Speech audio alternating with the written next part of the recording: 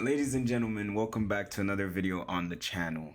I know there's no excuses that can be made that can warrant a 2-month escapade, time in the mountains, injury, time away, vacation, holiday, whatever you want to call it. It's been a while. I'm sorry. There's been a whole host of reasons for it, which I'll get onto later on in the video. But if you're new to the channel, welcome. This is a community in which I talk about football, or I have been talking about football for the last 2 months. And today I'm just back to talk about the sport that I love. And for those of you who are returning viewers, I'm sorry. Again, I'm sorry. It's been a while. There's been a lot going on. Schoolwork, projects, exams. Currently in the gauntlet of oncoming exams, but I said I needed to come back. I wasn't going to make any more excuses, especially with the end of the season that's coming. That was one of the main reasons why I hadn't uploaded in so long.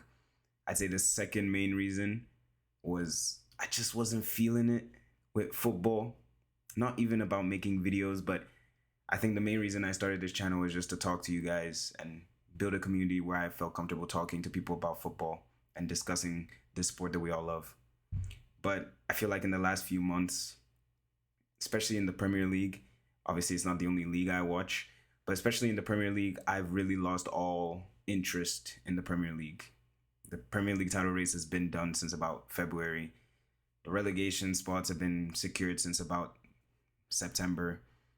All that's really to fight for is the Champions League spots, which frankly, I don't support a team in the Premier League, so I don't really care who finishes in the 5th position, 6th position. I could care less. But what has been grasping my attention has been Barcelona. And I've mentioned in the channel that I don't like making Barcelona videos because I feel as though I don't really come across coherent with my ideas or coherent with my thoughts. But honestly, scrap all that. Scrap all that, because this is my team. And I support this team, and I'm going to talk about them. If I sound emotional or if I sound all over the place, fair enough. That's what football does to you. If you really love the sport, that's what it does. And I'm back to talk about a lot that's been missed. A lot that's been missed, but I think really to encapsulate it all into one. I mean, you guys haven't heard from me since, 2 months ago? So about February, my last video where I talked about Pedro Gonzalez, who we'll get onto later on in this video. But as I said before, if you're new to the channel, I'm not going to be gone for long this time. Champions League. I might not do a prediction video, but I might do a preview talking about what I expect from both semifinals. That's going to be coming out, as well as reviews of the games.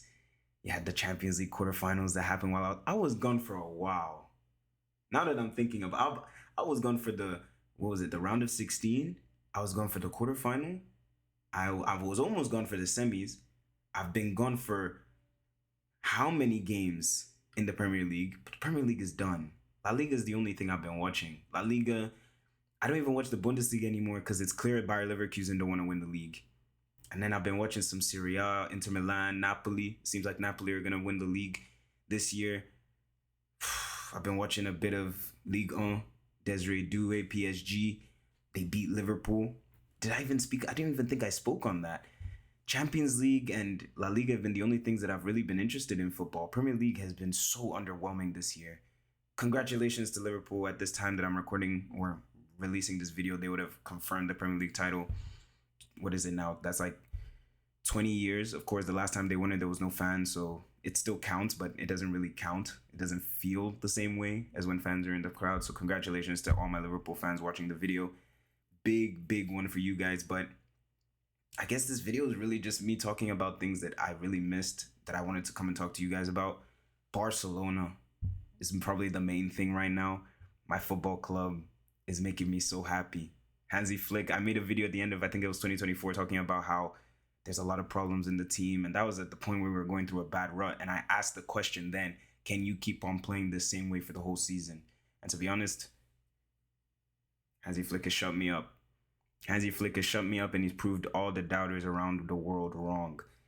Once again, beating Real Madrid in the last 5 minutes. Jules Koundé screamer from outside the box in a game that swung back and forth between some of the best players on the planet. Jude Bellingham Great game from him. Pedri ran the show in the first half. Chouameni had an incredible second half for Real Madrid. Kylian Mbappe finally scored a free kick. Lamine Yamal didn't have the best of games, but still registered 2 assists. Rafinha, Ballon d'Or, so-called Ballon d'Or contender. Hey man, I'll be easy on him because he's been good all year. But that final performance, that was spooky. That was spooky. A lot of things to take away. The whole referee scandal. Real Madrid have not conducted themselves well this season at all. They haven't done it at all. I don't even think the referee had a bad game. Real Madrid fans will try and make it seem as though, oh, see, this is why we didn't want him to referee the game. But I think he had a decent game. People will say, oh, there were a few penalties I think Barcelona should have had. I think the only penalties that we probably should have had were the Ferran Torres one where Rudiger basically just took Ferran Torres' feet off of him. And then I think the Kubarsi one where Ceballos is pulling his shirt. But even that one, I wasn't really too mad at that. But I think one of the main topics I wanted to take away from this game was the resilience of this Barcelona side. I was watching the game with a few of my mates, and when we went 2-1 down in previous years, I would have had my head down. Game's over, right? But I think Hansi Flick has not just brought a new style of play to this team, he's also brought a new lease of life. People like Lamine Yamal as well. You look at the way he dyed his hair. Shocking haircut, by the way. But who cares? Kid's 17. He's playing his football. You have Steve McManaman talking about he should take off his glasses. He's going to go and shake hands with the king. I'm like, the king does not care. This guy is 17 years old. Why does the king care what a 17-year-old is doing with his life? He's just being himself. I don't really understand this whole idea that it seems as though everybody's waiting for Lamine Yamal to fail so that they can say, you see, you need to be more mature. You need to be less arrogant. You need to be less confident. Why? If you're good at something, then I'm going to be arrogant about it. If anybody's good at something, they're going to be confident in themselves. I'm not going to hide my beliefs and my self-belief just because I'm scared that maybe somebody might prove me wrong. No, I'm going to go out there and prove that I'm better than that person and prove why I speak the way I do. And Lamine Yamal does it game in, game out. So for me, I don't really understand this whole agenda to try and make Lamine Yamal look stupid. Kid's 17. Of course he's going to be naive. Of course he's going to make mistakes. But didn't we all do that when we were young? Nevertheless, the resilience of this team is incredible. Coming up with the game against Inter Milan, I'm looking forward to it. Inter Milan are going through a really bad run of form right now. And before their game against Bayern Munich, I watched both legs. I was very, very, very scared of playing Inter Milan because if I'm being honest, I knew we were going to beat Dortmund. So I was very scared to play Inter Milan. But after those 2 legs against Bayern Munich, a Bayern Munich team which I do not rate, by the way, I don't think that team is that good. I think Vincent Kompany is an okay manager. They've won the Bundesliga, but I don't think it's because they've been good. I think it's just because Bayern Leverkusen have basically handed them the Bundesliga. Every time Bayern Munich say, oh, you want to come back in the race? Leverkusen are like, nah, you got it, big bro. So to be very honest, I don't think Bayern Munich are a good team. Yet Bayern Munich made Inter Milan sweat. Genuinely, I think even based on the chances created in both legs, Bayern Munich should have gone through. And if Bayern Munich had gone through, I think we would have beat them easily. So after that tie, I'm not as scared of Inter Milan as I was before the tie. And now you look at their run of games, you look at how many fixtures they're playing, just as many as we are. Everybody in Europe is playing a stupid amount of football right now. And that's another reason why I didn't make as many videos, because it's too much to keep up with. Like, Barcelona is playing games every 3 days, not to even account for the fact that there's also Premier League, there's also Ligue 1, there's also Bundesliga, there's also Champions League. It's like non-stop. But then the games aren't even that high quality because you can tell the players are exhausted. So they're kind of like holding back in a sense. But it's only like the Champions League where you see that really peak level where everybody's giving their all. I don't know.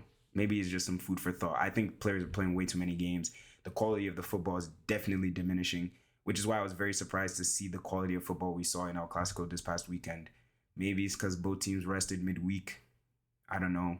But incredible game, incredible fixture. Antonio Rudiger, this guy, I don't understand footballers like this guy. Seems like a top guy off the field. Everybody that speaks about him off the field, whether that be former teammates, pundits, you look at the way people like Harry Pinero, I don't know if you guys know him. He's like a footballing, I don't even know what he calls himself nowadays, journalist, influencer, whatever he calls himself, good friends with Rudiger. And of course, they're biased because they're friends with him. But even like interviews you see him do, he seems very well spoken. He seems like a down-to-earth guy. He comes from Sierra Leone, came from a difficult background. Yet this guy conducts himself like a criminal on the football pitch. I get being competitive, I get being in people's faces, but come on. Like, some of the things this guy does, forget even the throwing the ice at the referee or throwing bottles. That wasn't even that was already the tip of the iceberg. That was the breaking point. That was what got him sent off. But you look at the stuff this guy does, like, whenever he's playing on the field against Ferran Torres, some of the fouls this guy was committing on him because he knows he has the better of Ferran Torres physically. This guy literally barged into Danny Olmo for no reason. There was a moment in the first half where Pedri passed the ball. The ball was long gone, and this guy just felt the need to barge into Pedri. Don't forget the Miles Lewis Skelly stamp in the Champions League, where this guy he knew what he was doing, stamped right on Miles Lewis Skelly's stomach, and nothing happened. And I don't get it. I really don't. He does stuff like this every single game. Every single game. Over aggressiveness to the point that I'm like, how are referees not picking up on this? This guy is literally putting people's careers in danger. And referees are just walking past like nothing's happened. It doesn't make any sense to me. And I'm glad he got his red card. Much, much deserved. I hope he gets a very lengthy ban. You even look at the Kylian Mbappe red card a few games ago. Almost broke the guy's leg in half and got a 1-game suspension. Yet they'll come out and tell you that Real Madrid or the referees are against Real Madrid. I don't understand how a club as big as Real Madrid can say the referees are against them. It's the same way I don't understand how Barcelona can come out and say the referees are against them. These referees are all favoring Barcelona and Real Madrid in Spain. Okay, maybe they favor Real Madrid more than Barcelona if it's against the two clubs, but Barcelona is always going to get the decisions if it's against Atletico or Elche or, why did Elche come to my mind? Rayo Vallecano or Athletic Bilbao. So why are we complaining? Just play football. And that's my problem with Real Madrid all season. These guys don't play good football. They just talk and talk and talk and scream heritage, heritage, heritage, 15 Champions Leagues. Please show that 15 Champions League level on the field. Please show us some tactics. Please show us a game plan. Please show us some attacking styles of play, some patterns, something. You can't just talk and talk and talk and talk all season long and not deliver when it's time to deliver. So, luckily, we brought an end to that absolute clown show that's Real Madrid this season, and hopefully we beat them for the 4th time, 4-4, in La Liga, May 11th at the Montjuic to kill the La Liga title race and hopefully they end with 0 trophies, because honestly, Real Madrid don't deserve any trophies for the football they've played this season, for the way they've conducted themselves, and just the way that the football club itself has represented itself this whole season. They don't deserve anything to celebrate this year. Carlo Ancelotti looks like he's leaving. Good riddance. That guy. There's this whole idea that Carlo Ancelotti doesn't have tactics. It's kind of true. It's also not true. I feel like a lot of the major trophies he's won have been mainly down to individual brilliance. And of course, you need to set up those players in the right environment so they can show that individual brilliance. But I feel like this guy's been bailed out so many times by his players. He's not really the best tactician in the world. And I think this season, their balance is completely it's out the window. No Toni Kroos. You've got road runners in midfield who cannot control a football match. Their attack is completely disjointed. Their defense is horrible. I know everybody's been saying injuries, but let's not act like when Carvajal was fit, these guys were playing good. Let's not act like when Mendy was fit, these guys were playing well. Even when Mendy was there, even when Carvajal was there, these guys were getting ripped to shreds. Even when Eder Militao was there, they were getting ripped to shreds. So, miss me with all of that. But cycling back from El Clasico, cycling back from all that drama from Barcelona, Real Madrid, Barcelona come out on top, Copa del Rey champions. And always it's so sweet to say. I vividly remember the Gareth Bale last minute, it was like extra time in the Mestalla. Past Bartra, chipped it over the keeper where he ran off the pitch and came back in. Oh, that day hurt. That day hurt. Or even the Cristiano Ronaldo header, Copa del Rey final I think that was 2011. So it felt good to get one over them, man. It felt good. I was ecstatic. I was honestly ecstatic. And I'm so interested to hear what you guys have to say. What did you guys think about the game? What did you think about all the performance from both Barcelona and Real Madrid? And what have you thought about both teams' seasons as a whole? I think Real Madrid have so many things to work over. It will be very interesting to see how they go. Of course, Barcelona keep on marching on. We have Inter Milan on Wednesday. I might make a preview for that. I'm not 100% sure yet, but I might make a preview for that. But I'll definitely do a review. I'll definitely talk about the game after the game is done. But of course, Real Madrid is going to be a huge summer for them. They need players in about, you could argue, 5 positions. They desperately need a new fullback pairing, desperately need a center back, desperately need a midfielder who can put his foot on the ball and actually control football matches. And you can argue they might need a striker. Oh, and I'm not gonna forget about this guy, right? I'm not gonna forget about this guy. Rodrigo Goes, or whatever he calls himself. Don't forget the R. That guy, I vividly remember they were comparing this guy with Saka. Thank goodness Saka did what he did in that Champions League quarterfinal. Because Rodrigo Goes, he's one of those players who, when he does well, the whole world wants to say he's a fantastic player. When he doesn't do well, nobody talks about him. He just goes under the radar. He just quietly leaves the stadium, quietly enters into the team bus, quietly goes home. Nobody's shouting about him on Twitter. Nobody's berating him in the headlines. He's not on the front news page. He's not on any of that. So if he does well, it's like, oh, Rodrigo, well done. If he does badly, no one says anything. This guy, Rodrigo Goes, don't be surprised if that guy is leaving this summer. Don't be surprised if that guy leaves this summer. That's all I have to say. But of course, as I said, let me know all your thoughts down in the comments below. What did you guys make of the game? What did you make of all the drama before the game, after the game, during the game? What did you make of the performances? One player that I've not seen many people crediting, but I thought he had a bloody good game. Bloody good game. Pau Kubarthi. This kid is special.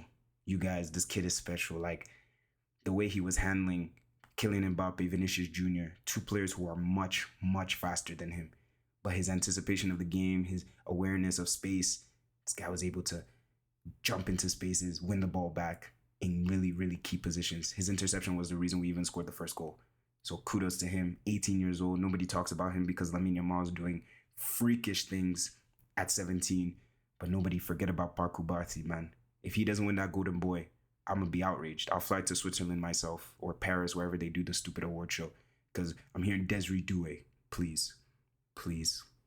The Desiree Doué is fantastic, but Pau Kubarthi's been doing this for a year and a half. There's levels to this game. But of course, as I said, let me know all your thoughts. I'm here, and I'm back consistently. Maybe.